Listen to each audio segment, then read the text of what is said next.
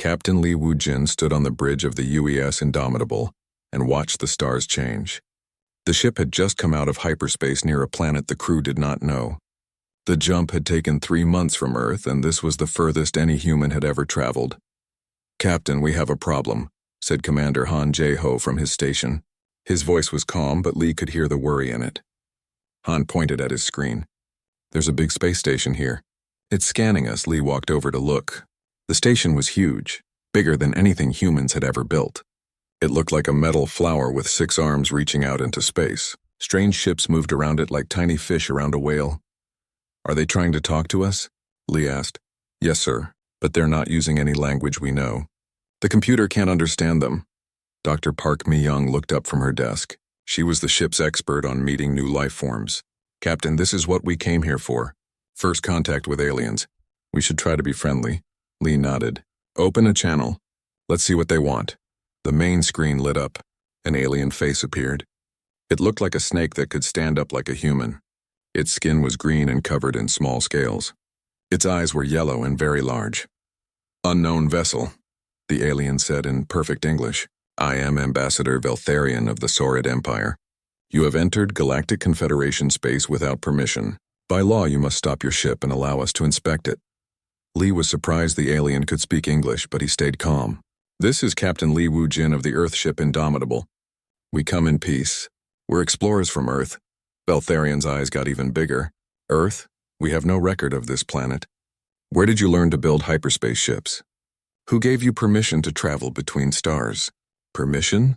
Li looked confused. "We don't need permission to explore space. We built our own ships." On the alien station, Veltharion turned to speak with another alien. This one looked like it was made of light and had no solid body. It was High Counselor Zephyria of the Celestial Collective. "This is impossible," Zephyria said in a voice like music. "No species develops hyperspace travel alone. The Confederation has watched this galaxy for 50,000 years. We would know about any new species." Back on the Indomitable, Dr. Park whispered to the captain, "Sir, I think we should be careful. These aliens seem to think they own all of space." Li spoke to the screen again. "Ambassador Veltharion, we're happy to talk and learn about your people, but we won't let anyone inspect our ship. This is Earth property." The snake alien looked shocked. "You refuse inspection. This is against all galactic law. Every species must follow Confederation rules." "We're not part of your Confederation," Li said simply. "We've never heard of you before today." On the station, alarms started to ring. More aliens gathered around Veltharion. There was a robot that looked like it was made of silver metal. It spoke in a voice like a computer. "I am Speaker Luminous of the Machine Collective," it said. "Unknown humans, you must understand. No one refuses the Confederation. This has never happened before." Li could see more alien ships moving toward his vessel. They were big and had weapons. "Dr. Park, what do you think?" "I think they're scared of us, Captain. We're something new and that frightens them." Commander Han checked his weapons. "Captain, I count 20 alien ships coming our way. They're all armed. Put our shields up," Li ordered. "But don't aim weapons at them yet." Veltharion spoke again from the screen. "Humans, you will allow inspection or we will take your ship by force." "This is your final warning," Li felt angry. These aliens acted like they owned everything. They reminded him of bullies from school who thought they could tell everyone what to do. "Ambassador, we came here in peace. We want to learn and make friends, but we won't be pushed around." "Then you choose war," Veltharion said. The screen went dark. Around the human ship, the alien vessels started to move closer. The biggest one, a Saurid warcruiser, turned on a blue beam that grabbed the Indomitable. "They've got us in a tractor beam," Han reported. "They're trying to pull us toward their station." Li made a hard choice. "Break us free. Use whatever we need to use." Han's hands moved over his controls. "Sir, if I use full power on our new shields, it might hurt their ships." "Do it." The Indomitable was special. It was the first human ship built with new technology that Earth scientists had been working on for years. The shields were not like anything in the galaxy. When Han turned them to full power, energy exploded out from the human ship like lightning. The blue tractor beam broke apart, but the energy wave hit the Saurid cruiser that was pulling them. Li watched in horror as the alien ship broke into pieces. It happened so fast that no one could escape. 3,000 Saurid died in seconds. "Oh no," Dr. Park whispered. We just killed them all. The other alien ships stopped moving. On the space station, emergency lights flashed red. Feltharian appeared on screen again. His face showed pure hate. You destroyed the Fang of Glory. 3,000 of my people are dead. Lee felt sick. It was an accident. We didn't mean to hurt anyone. We just wanted to get free. Accident? Feltharian's voice was full of rage. You refuse our law, then murder our people, then call it an accident? High Counselor Zephyria's light body grew brighter with anger. In 50,000 years, no one has killed Confederation citizens. This act of war cannot be forgiven. Speaker Luminous calculated quickly. The energy output from their shields should not exist. Their technology is beyond our understanding. This species is dangerous. Lee tried to fix things. Please let us talk. We can pay for the damage. We can help the families of those who died, but it was too late. The aliens had made up their minds. Feltharian spoke the words that would change everything. By the power of the Galactic Confederation, I declare the species called humans to be enemies of all civilized life. They have broken our most sacred laws. They have spilled innocent blood. They must be stopped before they spread their violence across the galaxy. On the alien station, messages began flying to every corner of known space. The news spread like fire. An unknown species had appeared from nowhere.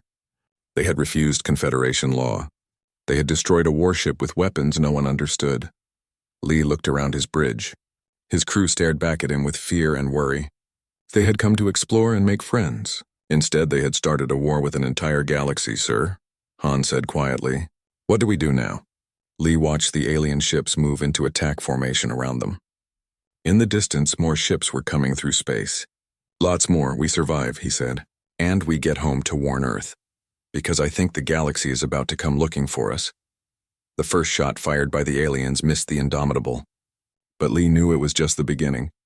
Humanity had wanted to join the stars. Instead, they had made enemies of everyone already there. As the human ship prepared to fight its way out, none of them knew that this moment would be remembered forever. The day one human vessel appeared and changed everything. The day a war began that would reshape the galaxy. The day humanity refused to bow down. The news spread across the galaxy faster than anyone thought possible. In every star system, on every world, the same message played over and over. An unknown species called humans had killed 3,000 Saurid warriors. They had refused to follow galactic law. They were dangerous. On the water world of Aquatica Prime, the depth dwellers heard the message in the deep ocean cities. Their tentacled leaders moved through the water in anger. No one had ever said no to the Confederation before. In the crystal spires of the ethereal homeworld, beings made of pure energy hummed with worry. The Celestial Collective had kept peace in the galaxy for thousands of years. Now these humans threatened everything. On 1,000 machine worlds, robots calculated the same result. The humans were a problem that had to be solved. But on Earth, nobody knew what had happened yet. The planet turned in space like it always had. People went to work, children went to school, and life continued as normal.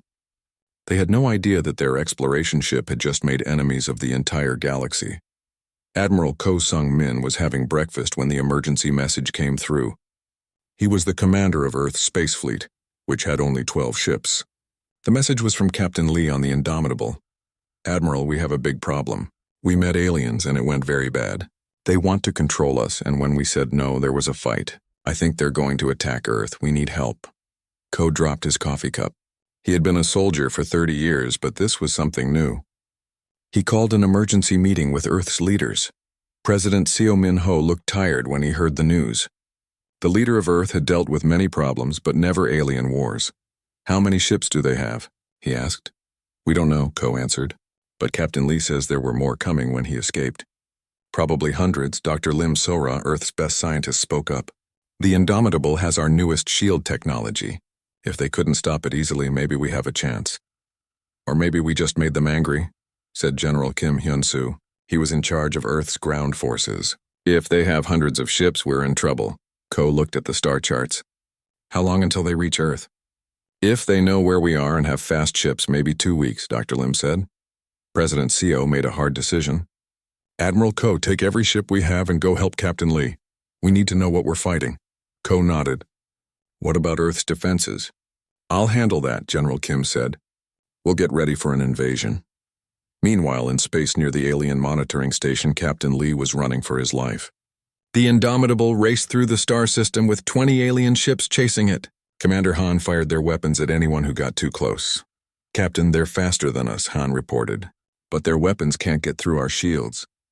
Dr. Park studied the alien ships on her screen. "They're not trying to destroy us. They want to capture us alive, and why?" Lee asked. "Probably to study our technology. They seem very interested in our shields." Engineer Choi Da-eun, who had helped build the ship's new systems, looked worried. "Captain, if they learn how our shields work, they can build weapons to stop them." Lee understood. "Then we can't let them catch us." The chase went on for hours. The human ship jumped from planet to planet, trying to lose the aliens. But more ships kept joining the hunt. Soon there were 50 alien vessels following them. "Sir, I'm picking up a message from Earth," their communications officer said. "Admiral Ko is coming with the fleet." Lee felt relief and worry at the same time. Help was coming, but it also meant more humans would be in danger. Back on the alien space station, the three major alien powers were meeting. Ambassador Veltharion of the Saurid Empire was still angry about his people's deaths. High Counselor Zephyria of the Celestial Collective glowed with concern. Speaker Luminous of the Machine Collective calculated probabilities. "We must find where these humans come from," Veltharion said. "Their homeworld must be destroyed before they spread their violence." "The Confederation has kept peace for 50,000 years, Zephyria said in her musical voice. "We cannot allow one species to destroy everything we've built." Speaker Luminous processed data quickly. Analysis complete. "The human ship's hyperspace signature is unique. We can track it back to its origin point. Then we hunt them down," Veltharion decided. "The Saurid Empire will lead a war fleet to their homeworld. The Celestial Collective will provide ships." Zephyria agreed. "The Machine Collective will contribute computational support and automated vessels," Speaker Luminous added. For the first time in galactic history, all three major powers agreed to work together for war. While the aliens planned, Admiral Ko's fleet reached the battle zone. The 12 human ships came out of hyperspace and found the Indomitable surrounded by alien vessels. Ko opened communications with Captain Lee. "Captain, report. Admiral, good to see you. We're outnumbered 50-1 and more alien ships keep coming." Ko looked at the alien fleet through his viewing screen. The ships were beautiful and terrible. Some looked like flying crystals that caught starlight. Others were dark metal shapes covered in weapons. The robot ships were perfect silver spheres. "All ships prepare for battle," Ko ordered his fleet. Lieutenant Yoon Tae-woo was the youngest pilot in Ko's fleet. He was nervous but ready to fight. His small fighter ship moved close to the Admiral's flagship. "Admiral, what's the plan?" Yoon asked over the radio. Ko wished he had a good answer. "We get our people and go home. Then we prepare for war." The alien fleet commander sent a message to the humans. "Surrender your ships. Come with us peacefully and no more blood will be spilled." Ko answered back, "We came in peace, but we won't be prisoners. Let us leave and we'll go back to our own space." "You have no rights to your own space," the alien replied. "All space belongs to the Confederation. Submit to our authority." That made Ko angry. He had fought for freedom his whole life. These aliens sounded like every dictator Earth had ever known. "All human ships, attack pattern Delta. We're going home." The battle began fast and brutal.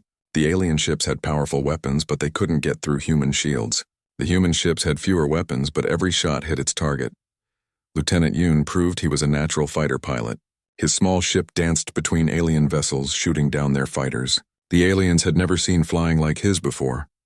Engineer Choi Da-eun worked on the Indomitable to keep the shields running. "Captain, our shields are holding, but I don't know for how long." The fight went on for 2 hours. When it ended, 5 alien ships were destroyed, but no human ships were lost. The alien fleet pulled back in confusion. Ko used the brake to get his fleet ready to leave. "All ships prepare for hyperspace jump. We're going home." As the human ships disappeared into hyperspace, the alien commanders were shocked. No one had ever beaten Confederation forces in battle. It was impossible. Veltharion spoke to the other alien leaders. "This proves they are dangerous. We must destroy them before they get stronger." "Agreed," Zephyria said. "Send word to every world in the galaxy. The humans must be stopped." Speaker Luminous calculated the odds. "If their entire species fights like this, we will need the combined strength of all galactic civilizations." The 3 leaders made a decision that would change everything. For the first time in 50,000 years, every species in the galaxy would unite for war. Not for peace, not for exploration, but to destroy one small blue planet called Earth. The message went out that same day. From the gas giant cities of the Storm Riders to the underground kingdoms of the Rock Eaters, every species got the same order: prepare for war against humanity. As Admiral Ko's fleet jumped toward home, they didn't know they had just started the biggest war in galactic history. All they wanted was to warn Earth and get ready to defend their home. But across the galaxy, 1,000,000 worlds were already preparing to attack them. Admiral Ko's fleet reached Earth just as the planet's leaders finished preparing for war. Every shipyard worked day and night to build new vessels. Every factory switched to making weapons and shields. Earth had never seen anything like it. President Seo Minho stood in the war room deep under the capital city. Giant screens showed star maps and ship counts. The numbers were frightening. "How many are coming?" he asked. Admiral Koko looked tired. He had not slept since returning from the alien battle. "Our best guess is over 10,000 ships, sir." "Maybe more."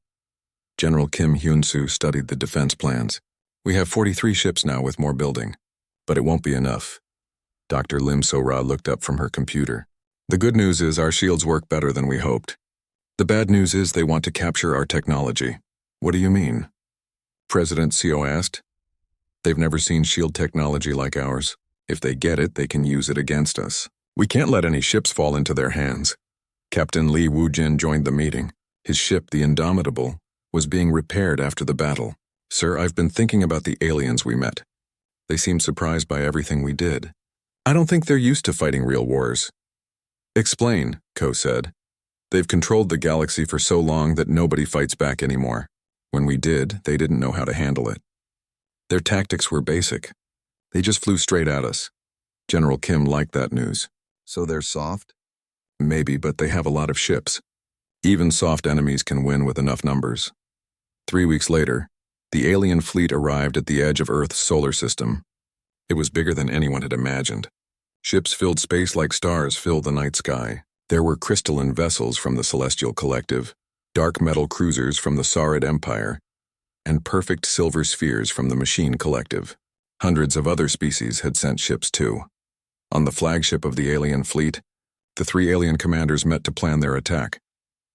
"The human homeworld is the 3rd planet," Veltharion said, pointing at a hologram of the solar system. "It's mostly water with some land. Population approximately 8 billion. High Counselor Zephiria's light body pulsed with thought. Such a small world to cause so much trouble. We should offer them one final chance to surrender." Speaker Luminous processed tactical data. Analysis suggests they will refuse. Human behavior patterns indicate extreme resistance to authority. "Then we will show them what happens to those who defy the Confederation," Veltharion declared. The alien fleet moved toward Earth like a slow wave of destruction. They expected the humans to surrender when they saw how many ships were coming. They were wrong. Admiral Ko had spread the human fleet throughout the solar system. Small groups of ships hid near planets and asteroids. When the aliens came close, the humans would attack from all sides.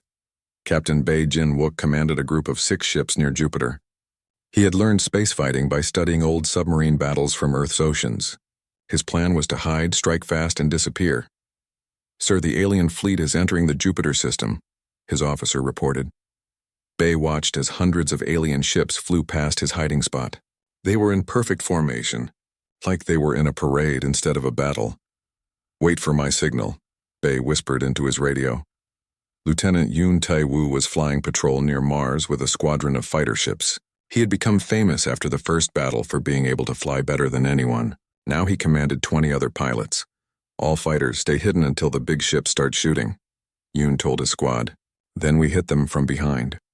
On Earth, Dr. Lim So-ra made final checks on the planet's defense systems. Giant shield generators covered every major city. Space stations with powerful weapons orbited the planet like guard dogs. "Ma'am, the alien fleet is asking us to surrender," a technician reported. Dr. Lim smiled grimly. "Tell them we're not interested." The alien message was broadcast to all of Earth. Veltharion's face appeared on every screen and radio.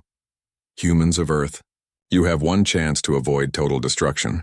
Surrender your weapons and technology. Submit to Confederation authority. Your leaders will be tried for war crimes, but your people may live." President Seo Minho appeared on screens worldwide to answer. To the aliens who threaten our world, Earth has never bowed to tyrants, and we won't start now. This is our home, and we will defend it. The war began immediately after Seo's speech. Captain Bay struck first. His 6 ships came out from behind Jupiter's moons and attacked a group of 50 alien vessels. The aliens were so surprised they couldn't respond fast enough. Bay's ships destroyed 12 alien cruisers before disappearing back into Jupiter's storm clouds. Near Mars, Lieutenant Yoon led his fighters against an alien scouting force. The 20 human fighters fought like angry wasps, diving and spinning around the bigger alien ships. They moved in ways the aliens had never seen before.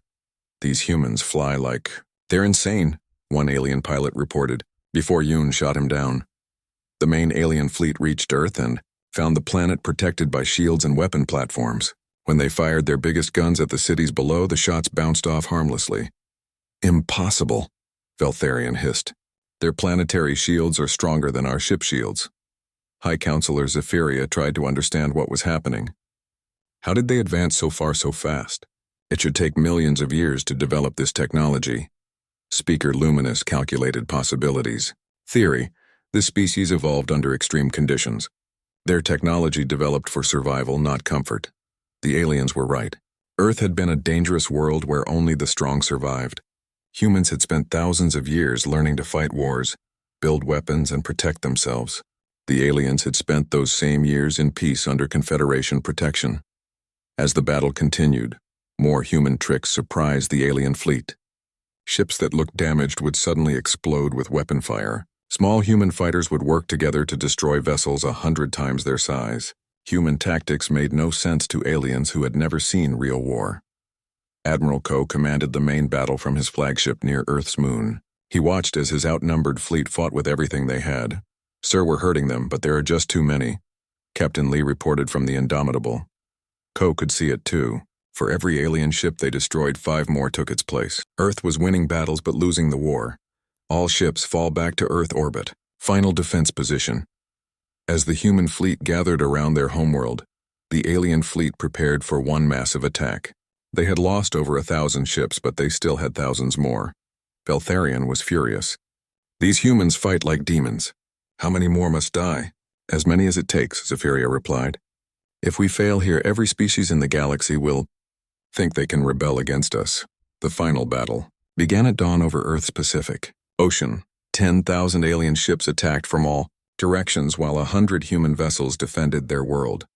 Lieutenant Yoon led the last fighter attack of the battle. He and his pilots dove through the alien fleet like bullets, causing chaos and destruction. Many human pilots died, but they took alien ships with them. "This is for Earth," Yoon said as he crashed his damaged fighter into an alien command ship. The battle seemed hopeless until Dr. Lim activated Earth's secret weapon. Deep under the planet's surface, machines that had been building for years came to life. The planet itself became a weapon. Energy beams shot up from Earth's surface, destroying alien ships faster than anyone could count. The beams were made from the same technology as the human shields, but much more powerful. "Retreat! Retreat!" alien commanders shouted as their ships fell like rain. In 1 hour, half the alien fleet was destroyed. The survivors fled to the edge of the solar system, shocked and defeated. But Admiral Ko knew this was just the beginning. The aliens would return with more ships and better weapons. Earth had won the first battle, but the war was far from over. As he looked at the wreckage floating in space around his world, Ko realized something important. The aliens had made a mistake. They thought humans would surrender when faced with superior numbers. Instead, they had shown the galaxy that humans would fight to the death for their freedom. That news would spread just as fast as the first reports of human defiance. And Ko wondered what other species might decide to fight for their freedom too. News of the alien defeat at Earth spread across the galaxy like wildfire. On 1,000 worlds, species that had served the Confederation for millions of years heard something impossible. The humans had won. In the deep ocean cities of Aquatica Prime, young depth dwellers whispered to each other, "If the humans can fight the Confederation, maybe we can too." On the mining worlds where rock eaters had worked as slaves for centuries, the news brought hope. Some began to refuse their work orders. In the crystal cities of gas giants, Storm, Riders stopped sending tribute to the Confederation tax collectors. The galaxy was starting to crack, and the alien leaders knew it. On the Confederation capital world, emergency meetings ran day and night. Veltharion paced back and forth like a caged animal. Half his fleet was destroyed, and his empire demanded answers. "How did primitives from one small world defeat our greatest fleet?" he snarled. High Counselor Zephyria's light body flickered with worry. "The other species are watching. If we cannot defeat these humans, our authority will collapse." Speaker Luminous processed data from across the galaxy. Rebellion probability has increased by 847% since the Earth battle. Multiple species are questioning Confederation law. The three leaders made a desperate decision. They would use weapons that had been forbidden for thousands of years. Ancient technology that could destroy entire star systems. They had sworn never to use such things again, but the humans left them no choice.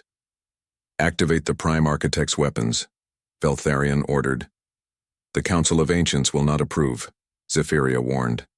"The Council of Ancients are not here," Veltharion replied. "If we lose this war, there will be no confederation for them to rule." Meanwhile, on Earth, President Seo Min-ho faced the hardest decision of his life. The planet had won one battle, but spy satellites showed the aliens gathering an even bigger fleet. This time they would bring weapons that could crack planets in half. "How many ships are they bringing?" he asked Admiral Ko. 50,000, sir. Maybe more. And some of them are bigger than anything we've ever seen. General Kim Hyun-soo looked at Earth's defenses. "Our planetary shields held last time, but these new ships might break through." Dr. Lim Sora studied alien technology captured from the battle. "I have some ideas, but they're dangerous. Really dangerous." "How dangerous?" President Seo asked. "Well, sir, I've been working on something that could damage hyperspace itself. If it works, it might trap the alien fleet between dimensions. But if it goes wrong, it could trap us too." Dr. Oh Jun Seo, another scientist, spoke up. "There's something else, sir. I've been studying why our shields work so well. It's not just the technology. It's because humans think differently than other species." "Explain," Ko said. "Every other species in the galaxy developed under Confederation protection. They never had to fight for survival like we did. Their minds work in predictable ways. But humans evolved as hunters and warriors. We think in ways they can't understand." Captain Shin Ye-won, who led Earth's special forces, had been conducting secret missions throughout the galaxy. She had just returned from a dangerous trip to alien space. "Sir, I have news from the other species. Many of them want to rebel, but they're afraid. If we could show them how to fight, we might have allies." President Seo thought carefully. "Can we contact them without the Confederation knowing?" "Maybe. But it would be risky. If we get caught, the aliens might destroy those worlds as examples." Admiral Kwan Hae-jin, who commanded Earth's newest ships, spoke from her flagship in the asteroid belt. "Sir, I think we should take the fight to them. Hit their supply lines, their bases, their homeworlds. Make them fight on 1,000 fronts instead of just here." It was a bold plan, but President Seo knew they had few choices. "Do it. All of it. Dr. Lim, keep working on your hyperspace weapon. Captain Shin, contact the rebel species quietly. Admiral Kwan, start hitting alien targets. We're going to fight this war on our terms." The new human strategy began immediately. Small fleets of human ships attacked alien bases throughout the galaxy. They moved fast, hit hard, and disappeared before reinforcements could arrive. Admiral Kwan led the first deep strike mission to a major alien shipyard. Her 12 ships jumped out of hyperspace near a facility that was building vessels for the new fleet. "All ships attack pattern Omega. We destroy everything and get out fast." The attack was perfect. The humans destroyed the shipyard and escaped before the alien defenders knew what happened. But when they returned to hyperspace, they found something waiting for them. "Admiral, hyperspace is acting strange," her navigator reported. "It's like something is interfering with it." Kwan realized the aliens had finally started using their forbidden weapons. "All ships, emergency jump to Earth, now." Meanwhile, Captain Shin met secretly with representatives from 6 different alien species on a hidden asteroid base. The rebels were nervous but determined. "The Confederation has ruled us for so long we forgot we could say no," explained Tanari, a young storm rider whose people had been taxed into poverty. "Your humans reminded us that freedom is possible. We can teach you to fight," Shin offered, "but you have to be willing to risk everything." "We're already risking everything by being here," replied Gektal, a rock eater whose children had been taken as slaves.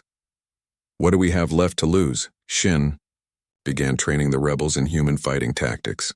It was dangerous work, but it gave hope to species that had forgotten what hope felt like. Back on Earth, Dr. Lim finished building her hyperspace weapon. It was massive, buried deep under the planet's surface. The machine could reach out across space and damage the fabric of reality itself. "Sir, I have to warn you again," she told President Seo. "If this weapon works too well, it could hurt us as much as them. And if it doesn't work at all, we'll all be dead anyway," Seo replied. "How long until the alien fleet arrives?" 2 weeks, sir." Those 2 weeks passed quickly. Earth's people prepared for the battle that would decide the future of humanity. Every man, woman, and child knew they might be the last generation of free humans in the galaxy. When the alien fleet arrived, it was even bigger than expected. 75,000 ships filled space around Earth's solar system. Some of the vessels were the size of small moons, armed with weapons that could destroy planets.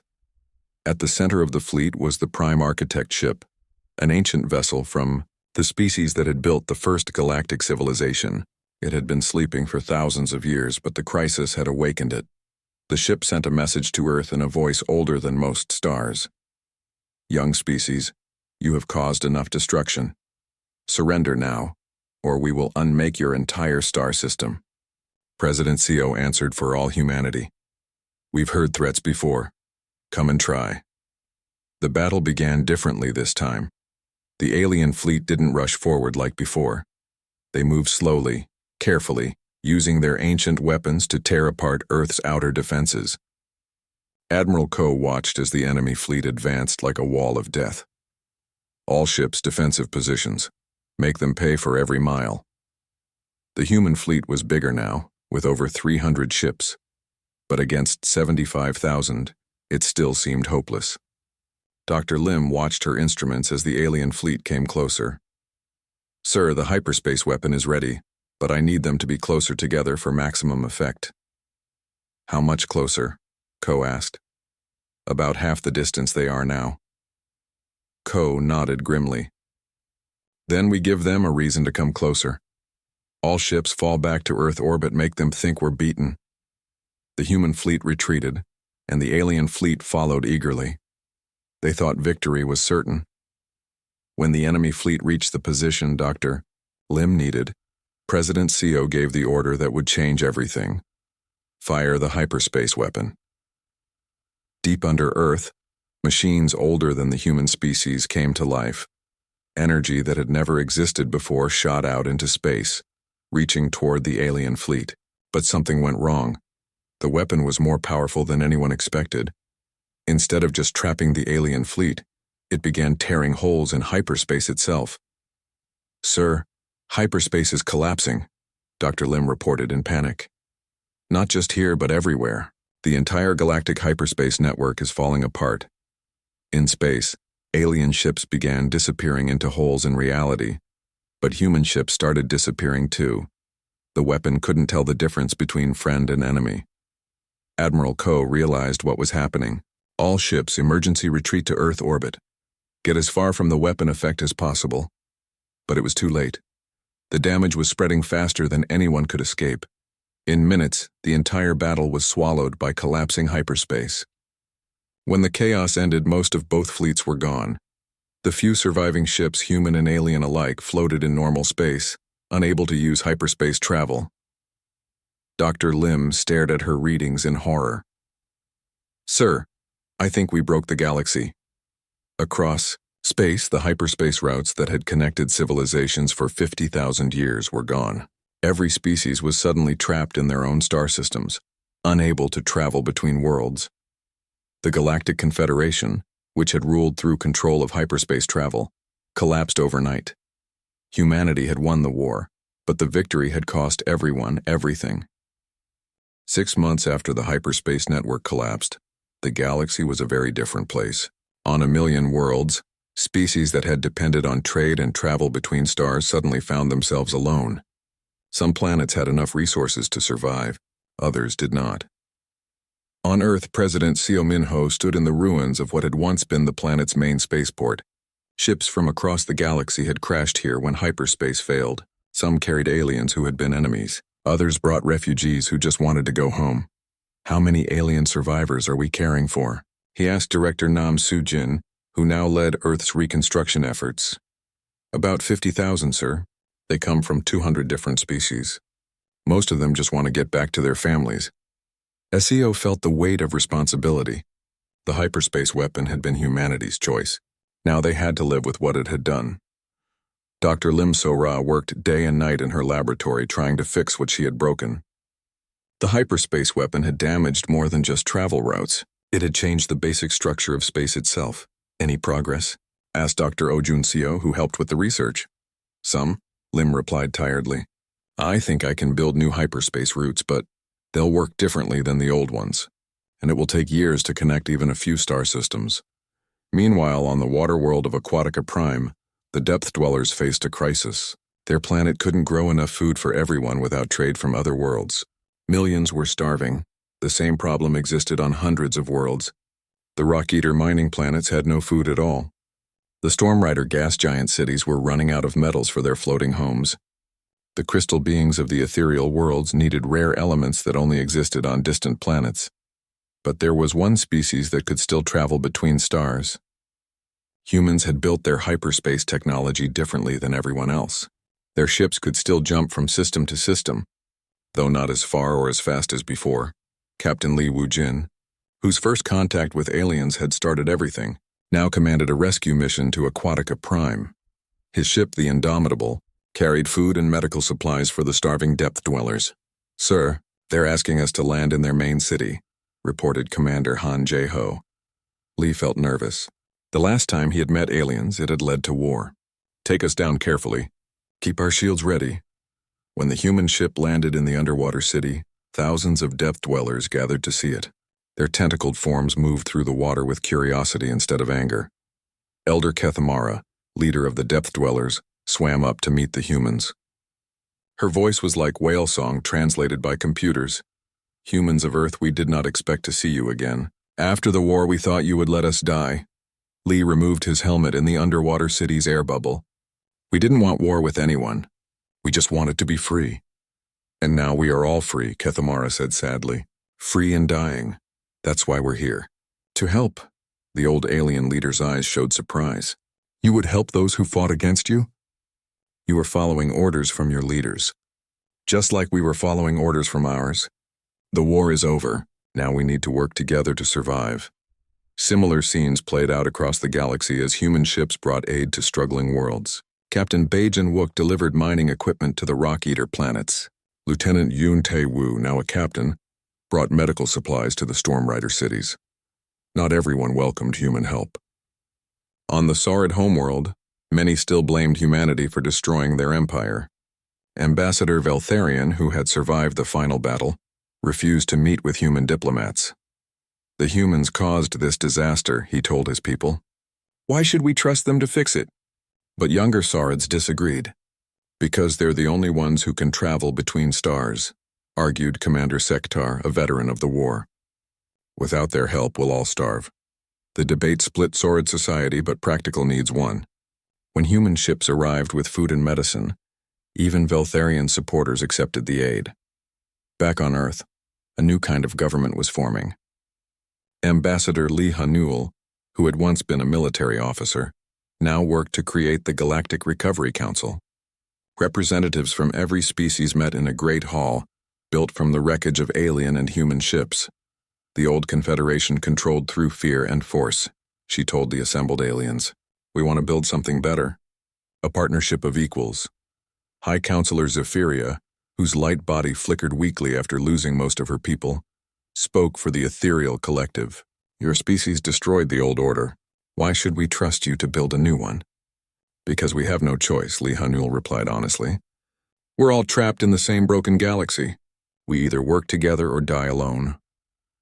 Speaker Luminous, the artificial intelligence from the Machine Collective, calculated probabilities. Analysis confirms cooperation increases survival chances by 73.4%. Logical choice is collaboration. Engineer Zhang Wuxiok presented plans for rebuilding galactic civilization. We can't restore the old hyperspace network, but we can build a new one. It will take 50 years and require cooperation from every species. 50 years? Zephyria asked. Maybe 40 if everyone helps. Maybe 100 if they don't. The aliens looked at each other. 50 years seemed like forever when their people were dying now. What do you need from us? Asked Tanari, the storm rider who had joined the rebellion against the Confederation. Everything, Zhang replied. The Ethereal Collective has the best energy technology. The Machine Collective has computing power we need. The Saurids understand large-scale engineering. The Depth Dwellers know how to build in difficult environments. Every species has something important to contribute. Commander Park Ki-young, who now served as a peacekeeper between species, made sure the meeting stayed civil. Old enemies sat next to each other and argued about technical details instead of fighting wars. The Rock Eaters want to build the network hubs on their mining worlds, he reported to Li Hanul. The Storm Riders think that's too dangerous. The Ethereals want to use their crystal technology for the connections. Let them argue, Li Hanul said. As long as they're talking, they're not fighting. Years passed. The new hyperspace network grew slowly, connecting one system at a time. Human ships carried workers and materials between worlds while alien experts shared their knowledge. Dr. Lim Sora, now much older, watched the first test of a new hyperspace route. A human ship jumped from Earth to Alpha Centauri using the rebuilt network. It works, she said with relief. We can actually fix what we broke. More routes opened each year. Trade resumed between worlds. Families separated by the collapse were reunited. The galaxy began to heal, but it was a different galaxy than before. The old Confederation's rigid control was gone. In its place grew a loose alliance of free species, each governing themselves but cooperating on big projects. Captain Li Wu-jin, now an old man, stood on the bridge of a new ship. The Indomitable had been retired to a museum, replaced by vessels built with technology from many species. Sir, we're receiving a message from the Galactic Assembly, his young communications officer reported. The Galactic Assembly was the new government, with representatives from every species. It made decisions by voting instead of by force. Put it through, Li said. Ambassador Li Hanul appeared on screen. She was older too, but her voice was strong. Captain, the Assembly has voted. The new hyperspace route to the Andromeda Galaxy is approved. You're authorized to lead the first exploration mission. Li smiled. Humanity had started as explorers before the war changed everything. Now they could explore again, but this time with friends instead of alone. Understood, Ambassador. When do we leave? Tomorrow. And Captain, you won't be going alone. The Assembly is sending representatives from every major species. True cooperation this time. As Li prepared for humanity's next great journey, he thought about how much had changed. The galaxy had tried to force humans to obey their laws. The humans had refused and accidentally broken everything. But from that destruction, something better had grown. Children now grew up learning languages from dozens of species.